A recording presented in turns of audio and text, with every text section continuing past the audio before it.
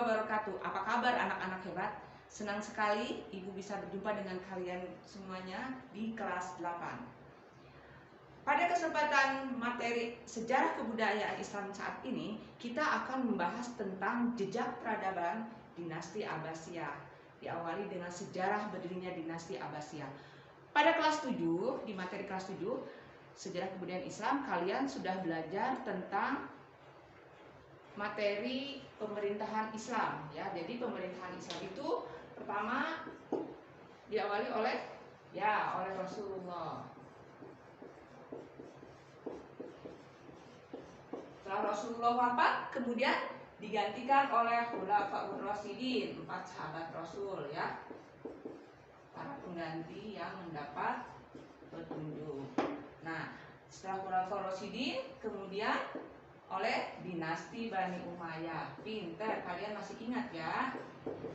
Nah, karena sejarah kepemimpinan Islam ini bersambung ya. Kemudian yang sekarang akan kita bahas adalah kepemimpinan Islam masa dinasti Abbasiyah.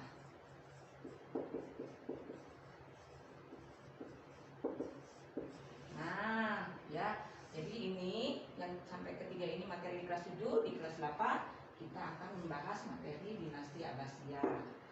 Nah, sekarang yang akan Ibu jelaskan tentang latar belakang berdirinya dinasti Abbasiyah. Ya, kalau di kelas 7 di materi dinasti Umayyah kita baru membahas sejarah berdirinya, kemudian jejak peradabannya. Nah, sekarang kita sebelum dinasti Abbasiyah berdiri tentu diawali dari runtuhnya dinasti Bani Umayyah. Ya, dinasti Bani Umayyah itu runtuh karena khalifah yang terakhir, khalifah ke-14 itu lemah, ya, tidak mampu mengendalikan roda pemerintahan, sehingga para keturunan Abbas bin Abdul Muthalib menyusun kekuatan untuk mengambil alih pemerintahan. Karena banyak saat itu ya, pada masa Khalifah Marwan bin Muhammad dan dinasti Umayyah, khalifah ke-14, terjadi banyak gejolak. Apa penyebab gejolak itu? Pertama, munculnya banyak kekecewaan dari kaum Mawali. Kaum Mawali itu adalah kaum Islam non-Arab yang merasa diperlakukan tidak adil. Pembahasan ini bisa kalian lihat di halaman 5 dari bahan ajar yang sudah Ibu susun ini. Ya, kalian pegang, kalian lihat di halaman 5. Di situ ada beberapa poin penyebab kehancuran dinasti Bani Umayyah. Ibu akan bahas garis besarnya saja. Ya. Nah, ketika Marwan bin Muhammad tewas dalam pertempuran dengan tokoh-tokoh Abbasiyah yang dipimpin oleh Ali bin Abdullah, maka Abu Abbas As-Saffah selaku keturunan dari Abbas bin Abdul Muthalib mengibarkan bendera hitam sebagai tanda berdirinya dinasti Abbasiyah. Jadi memproklamirkan bahwa ketika Bani Umayyah khalifah terakhirnya tewas dalam pertempuran, maka dia mencanangkan berdirinya dinasti Abbasiyah. Kenapa sih namanya Abbasiyah? Ya, siapa yang tahu? Nah, kenapa disebut Abbasiyah? Tentu kalian pernah ya di kelas 7 kita bahas tentang keturunannya Nabi Muhammad, ya, saudara-saudaranya, paman-pamannya di istilah Nabi Muhammad. Jadi Abbasiyah ini dinisbatkan kepada paman Nabi, yaitu Abbas bin Abdul Muthalib. Karena pendiri dari dinasti Abbasiyah adalah keturunan dari Abbas bin Abdul Muthalib. Ya, jadi putranya Abbas, Ali bin Abdullah, memberikan satu ide untuk menyusun kekuatan mengatasnamakan Bani Hashim.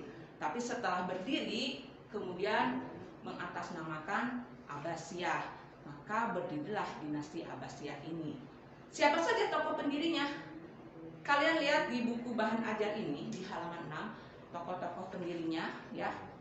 Nah, ini kalian bisa buka di halaman 6. Di situ ada Ali bin Abdullah, kemudian Abu Abbas As-Saffah, Abu Ja'far Al-Mansur, Ibrahim Al-Imam. Dan satu tokoh lagi, ya, tokoh pendiri dinasti Abbasiyah ini kalian bisa lihat di halaman 6 dan 7 di buku bahan ajar ini, ya. Di situ ada tokoh yang pencetusnya Ali bin Abdullah, kemudian dilanjutkan oleh anaknya Muhammad bin Ali. Ada lagi pamannya Ibrahim Al-Imam, al-Imam, kemudian Abu Abbas Asy-Syafa. Beliau selain sebagai tokoh pendiri juga sebagai khalifah pertama dinasti Abbasiyah. Garis bawahi ya. Jadi khalifah pertama dinasti Abbasiyah siapa? Ya, Abu Abbas Asy-Syafa. Nah, kemudian ada satu tokoh lagi nih. Beliau merupakan tokoh dari pengikut Ali bin Abi Thalib. Bahkan ini menjadi ujung tombaknya karena beliau ini seseorang dari Khurasan yang menjadi panglima perangnya dinasti Abbasiyah, yaitu Abu Muslim Al-Khurasani. Abu Muslim Al-Khurasani ini sangat berjasa karena beliaulah yang ada di barisan terdepan ketika perang melawan Bani Umayyah. Jadi ketika Bani Abbas dan Bani Umayyah perang di Ain Zalut ya, itu Abu Muslim Al-Khurasani sebagai panglima militernya. Ya, karena kepemimpinannya kemudian berhasil menewaskan Marwan bin Muhammad selaku khalifah terakhir Bani Umayyah.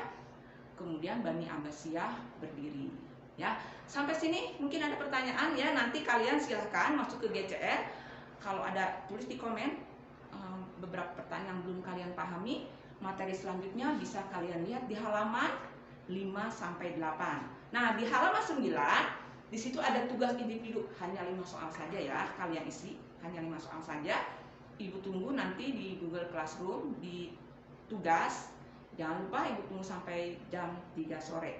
Tetap semangat dan sehat walafiat selalu. Sampai jumpa di pertemuan yang akan datang. Wassalamualaikum warahmatullahi wabarakatuh.